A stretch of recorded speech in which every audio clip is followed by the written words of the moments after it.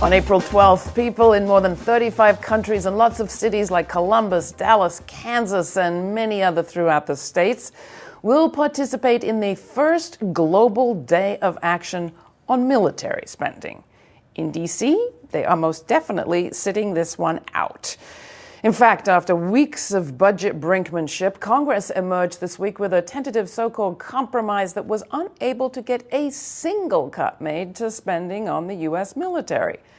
Christopher Hellman at Tom Dispatch recently added up all the hidden military-related spending in the budget and came to a startling number for fiscal year 2012, something like $1.2 trillion. That's trillion with a T. In this year's budget, they admit to $670 billion or so, plus another $41 billion for Homeland Security and $76.6 billion for military construction and veterans affairs, an increase over last year. After the long search for ways to shrink government spending, the compromise brings us a 16% cut to the Environmental Protection Agency, but nothing in the way of cuts to the military. The Departments of Education, Labor, and Health and Human Services, which represent only about 15% of the budget, are taking 52% of the cuts. The Institute for Policy Studies estimates it costs taxpayers $1.2 million a year for each soldier kept in Afghanistan. To make up for the $141 million cut from fish and wildlife safety, say, you'd only have to bring 117 soldiers home.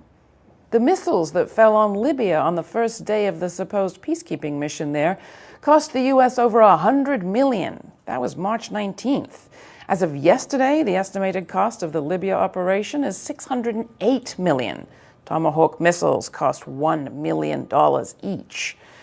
We know that governors like Scott Walker were helping to manufacture a deficit to cut programs they didn't like, even as they shrank taxes for billionaires and the rich. Our Democratic president has given in to deficit hawking too. But to not make a single cut to so-called defense while attacking desperately needed funds for jobs? Some call the budget deal a compromise. It is. But it's not just a compromise between parties. The killer compromise we should really be talking about instead is the compromise both parties make with the war profiteers, to keep their cash coming and the killing and dying continuing while people and all things public line up for the chopping block.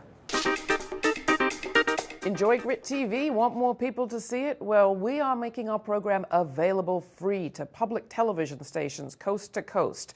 If you would like to see our show on your local public television station, please give them a call and ask for GRITtv with Laura Flanders. Thanks.